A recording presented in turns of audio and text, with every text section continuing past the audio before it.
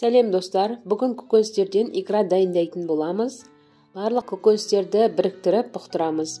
Өз дәрумендері өздерінде қалады. Өте дәмді болып шығады. Менімен бірге дайындап көріңіздер. Және видеоны соңына дейін қарап, арнаға тіркелуді ұмытпаңыздар.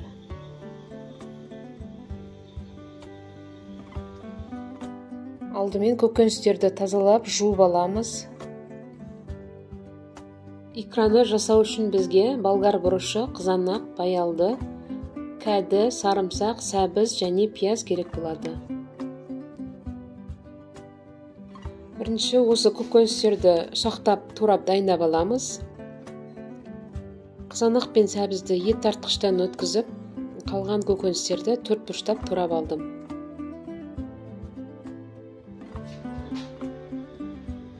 Қазанды отқа қойып, сұйық майды құямыз.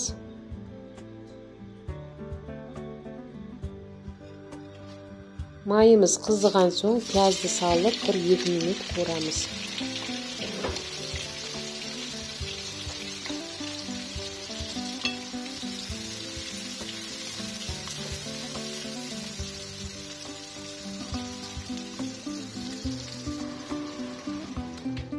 Пиязды жұмсартып қуырып болған соң, сәбізді салып араластырамыз.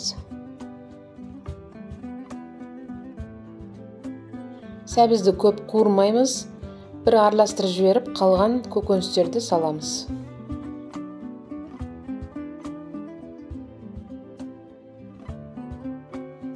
Артынша баялдыны саламыз. Одан кейін болгар бұрышын саламыз. Және кәдіні салып, артынша қызанақты құйып, барлығын жақсылап араластырамыз.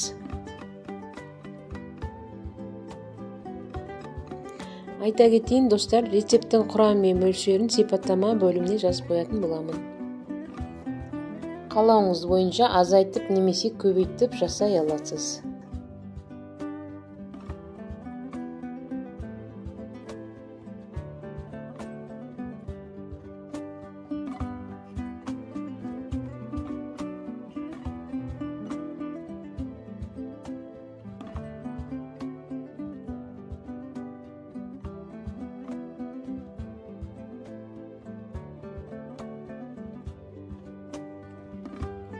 Қақпағын жауып, қайнағанын күтеміз.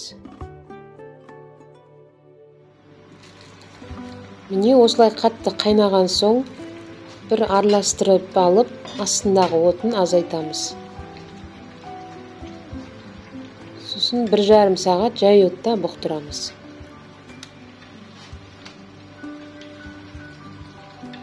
Достар, менің арнамда басқа да пайдалы рецептер бар, қарап көріңіздер. Және де алдағы шығатын жаңа рецептерді жіберіп алмас үшін қоңырауша белгісін басып қойыңыздар. Сол кезде сіз бірінші болып көресіз. Поделиться бөлімін басып, достарыңызбен де бөлісуді ұмытпаңыз. Жақсылап араластырып алдық. Енді қақпағын жауып 1,5 сағат жай отта бұқтырып пісіреміз.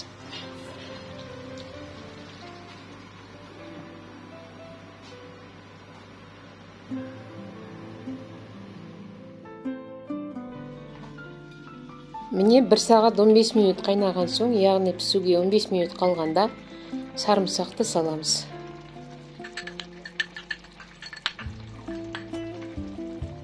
Одан кейін жарты ас қасық тұз саламыз. Қалған дәміне қарай, яғни дәмін татып көріп салуымыз керек. Сарымсақ пен тұзды салып болдық. Енді жақсылап араластырып, тағы 15 минут қайнатамыз. Осылай бөлек ыдысқа салып, суыған соң тұздың дәмін көреміз. Менде тұзы аздау болған екен, тағы 1 ас қасық тұз салдым. Сонда барлығы 1,5 ас қасық тұз саламыз. Және 1,5 ас қасық қант саламыз.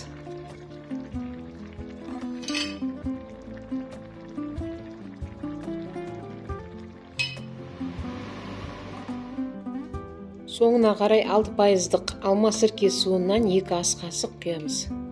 Мен алдын ала құйып осылай дайындап алғанмын.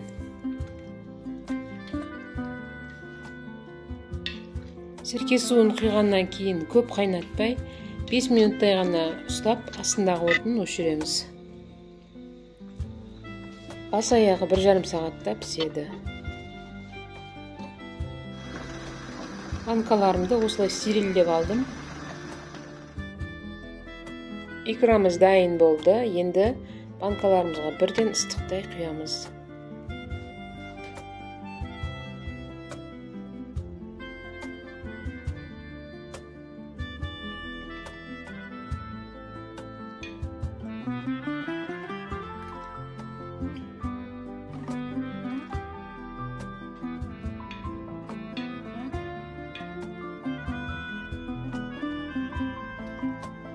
Осылай барлық банкілерге құйып шығамыз.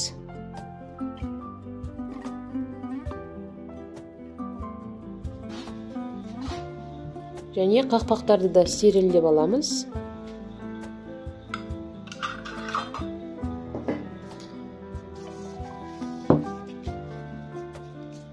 Осындай банка жабатын құралғымен жабамыз. Осылай барлық банкаларға құйып алдым. Менде осы рецепт бойынша 2,5 литрдай шықты. Банкаларымыздың бетін жылы матамен суығанша жауып қоямыз. Суыған соң тоңазытқышта немесе салқын жерде сақтауымыз керек. Міне көкөністен жасаған икрамыз дайын болды. Дәмі өте керемет болып шығады. Жасап жеп көріңіздер. Астарыңыз дәмді болсын. Жасап қойып балаларыңызға осылай нанмен бірге берсеңіз өте тойымды әрі пайдалы икра.